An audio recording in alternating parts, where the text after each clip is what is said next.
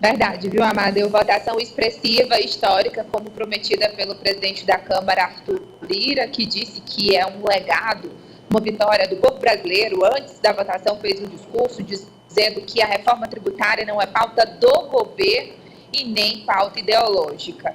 Ele conseguiu o que queria, Amadeu. No primeiro turno foram 382 votos a favor e 118 contra. E no segundo turno, bem parecido, foram 375 a favor e 113 contra. Essa reforma tributária, sobretudo, vai servir para simplificar os impostos do país, unificando os federais no CBS, que é a Contribuição sobre Bens e Serviços, e os estaduais, que é o ICMS, e o municipal ISS, no IBS, Imposto sobre Bens e Serviços. Simplificando é isso, sem contar na redução das alíquotas para saúde, educação, transporte coletivo, medicamentos também contra câncer, saúde menstrual, alíquota zero para a cesta básica, que vai ser especificada em uma lei complementar quais itens vão compor essa cesta básica nacional. O certo é que a gente tem a votação de como os deputados federais, os 10 deputados federais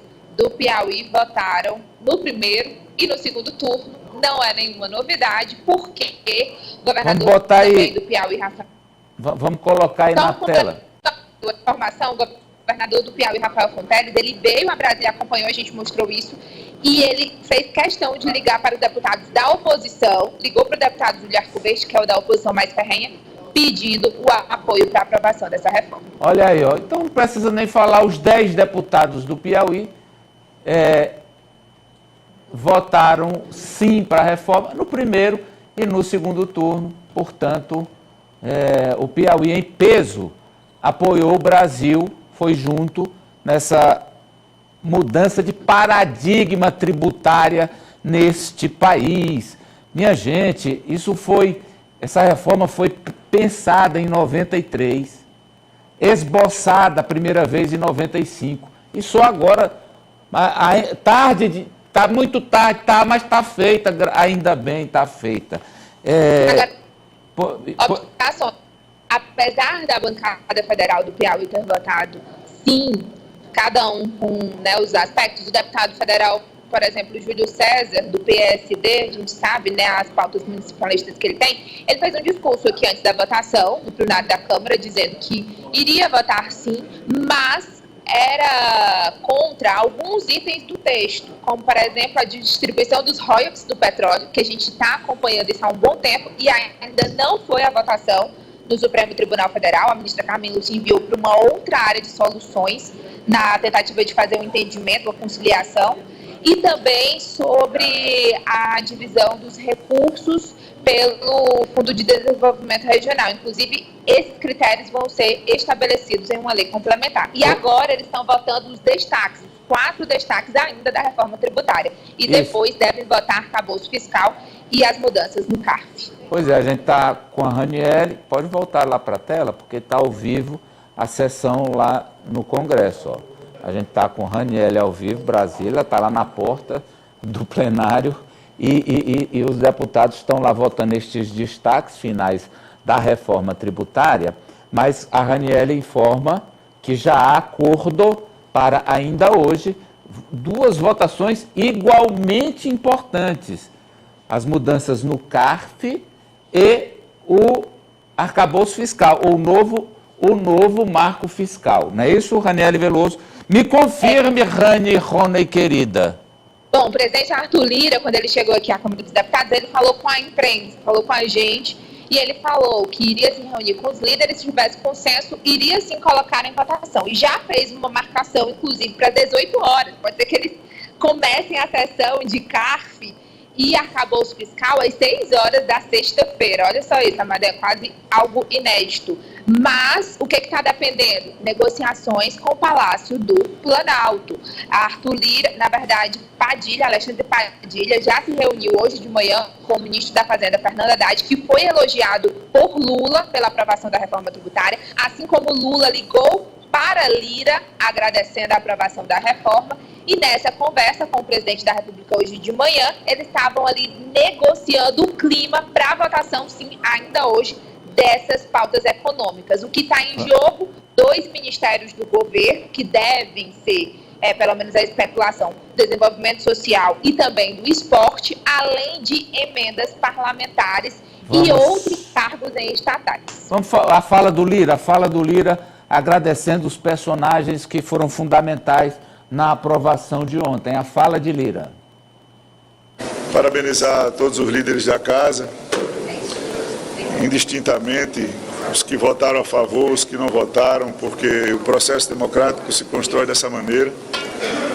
Fazer uma saudação aqui aos ministros que ajudaram na articulação dessa matéria, em especial o ministro da Economia, o ministro Haddad, aos autores, no caso da PEC 45, o deputado Baleia Rossi, que colocou também seu nome na história como autor dessa PEC importante, aos governadores, prefeitos, todos que participaram das reuniões durante esse período.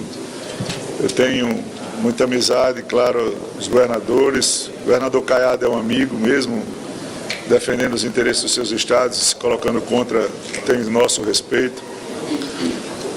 Governador Cláudio do Rio, governador Zema, governador Ratinho, governador Eduardo Leite, governador Jorginho, os governadores do Nordeste, governador Rafael estava no plenário ontem. O governador do meu estado me ligou com as preocupações inerentes ao estado, enfim, em nome deles todos, e em especial no nome do governador de São Paulo, governador Tarcísio, que nós queremos aqui, simbolicamente, em nome dele, falar da importância da interação entre Congresso e estados, e o estado de São Paulo como principal estado da federação a nível de economia, geração de emprego, renda e principalmente população. Vamos lá, vou fazer uma rodada aqui com vocês. Vocês viram que ele elogiou o governador Rafael Fonteles, porque ele, à frente do Concefaz, foi quem, em 2019, começou a discutir isso com o Baleia Rossi, que era o homem do Rodrigo Maia para a reforma tributária. Eles começaram a esboçar esse texto e agora aprovado. E o Lira Mala elogiou o Baleia Rossi, que era adversário dele na eleição primeira dele para a presidência da Câmara. Ele já fez ali o azeitamento. Agora, interessante também que ele não citou o nome do governador de Alagoas, que é adversário dele lá, né? Em Alagoas ele não citou o nome. Governador do meu estado, mas não falou o nome. Mas é isso mesmo. Agora, eu vou fazer perguntas individualizadas para vocês, para a gente ganhar tempo e temas diferentes. Eu começo com você, João. O Bolsonaro foi lá, pegou na mão do Tarcísio. Quem votar a favor dessa reforma está a favor do comunismo. 382 deputados comunistas. E sendo que 20 do PL, né? 20 do PL. Do PL, né? Na verdade, como é que fica o Bolsonaro? A minha pergunta para você é essa. O Bolsonaro, mais uma vez, ficou distópico, né? Como diria meu amigo José Osmando. Distópico, ele não tem uma noção de realidade e partiu com essa afirmação esdrúxula. Inclusive botando o pessoal do PL para emparedar o Tarcísio, né? O Tarcísio sendo emparedado pelos próprios colegas de partido. Então, não tem futuro nenhum você pregar contra uma coisa que já devia ter sido feito há 4 décadas e foi feito agora. E que o presidente, e quando ele, Bolsonaro, era presidente, defendia. Mas agora, por quê? Para se opor ao PT, ele é contra. E agora a minha pergunta é para o Ari, porque é o seguinte, Bolsonaro era aconselhado por quem? Quem Paulo que aconselhava? Guedes. Paulo Guedes disse, não, essa reforma tributária não é boa a gente fazer, não. Dava para fazer, Paulo Guedes. Só que ele é uma topeira vaidosa, né? Não pode, não, neoliberaloide, não fez. Por que mesmo ele não fez? Olha, gente, mais uma vez, eu sou contra essa artimanha do Amadeu de isentar o Bolsonaro dos erros do governo dele, colocando toda a culpa nos assessores e ministros. Diferentemente do nosso âncora, eu acho que o culpado pelos erros do governo Bolsonaro foi o Bolsonaro, sim. Teve ministros ruins, como Paulo Guedes, Ricardo Salles e outros, mas não tiram a culpa do Bolsonaro, como o Amadeu sempre faz aqui, isentando o ex-presidente. O governo era dele. E se ele não tinha o poder de colocar a sua palavra, a sua decisão, como aquela final, ficava refém dos seus ministros, é porque ele não deveria ter sido presidente do Brasil. Queria falar especificamente, depois de registrar que eu acho importante, que eu acho que o Bolsonaro era o culpado mesmo, É sobre esse fantasma do comunismo. 52% dos brasileiros, em uma pesquisa da Folha divulgada no final de semana, 52%. acham que há um risco do comunismo voltar, não, que no Brasil nunca foi comunista, só houve a intentona comunista fracassada em 1935, fracassada. E desde então, nunca houve um risco real do comunismo ser implantado no Brasil. Mas naquele tempo também o risco não era real, não. Mas essa pesquisa do Datafolha, como eu acabei de dizer, você não ouviu, a intentona foi fracassada em 1935, foi um movimento fraco. Real. Como eu vou repetir mais uma vez, como eu acabei de dizer, foi uma tentativa fracassada e um risco muito pequeno. Então, essa pesquisa Datafolha, mas eu repito uma quarta vez, sem problema. Essa pesquisa Datafolha, ela mostrou no final de semana que 52% dos brasileiros temem o comunismo. Gente, isso é assustador porque somos nós. Esse 52% não é ET, não, é gente que nem a gente. Comunismo. Então, esse fantasma, ele existe e ele é muito bem trabalhado pela direita. Pela extrema-direita, sobretudo, pelos bolsonaristas ali radicais.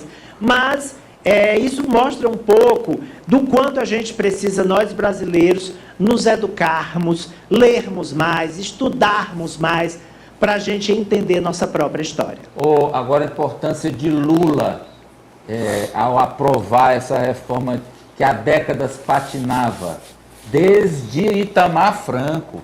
Foi pensada no governo Itamar Franco, projetada no governo Fernando Henrique, tentada por outros presidentes, e só agora, no terceiro mandato de Lula, ela consegue se tornar realidade. Qual a importância de que tenha sido o presidente Lula e qual é a característica dele que conseguiu viabilizar essa votação?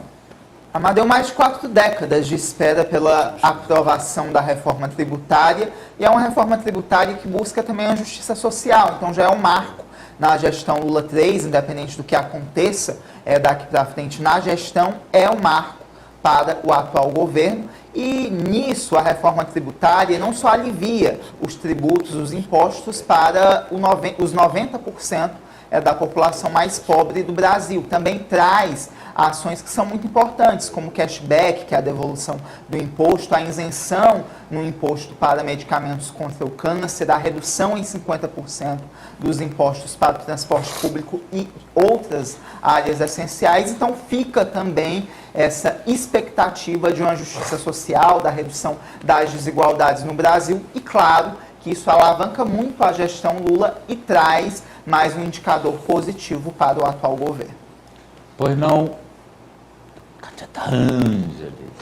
Amadeu, eu estou aqui recuperando a matéria da Folha de São Paulo de 1999, Sim. que fala da proposta preliminar de reforma tributária apresentada pelo deputado Mussa Demes, PFL Piauí. É conservadora e não permitirá o combate à sonegação. Essa frase é do deputado do PL de São Paulo, Marcos Sintra. Para você ver como as coisas, né, é só uma questão aí, e o Bolsonaro saiu menor. Você perguntou para o João, Sim, o Bolsonaro saiu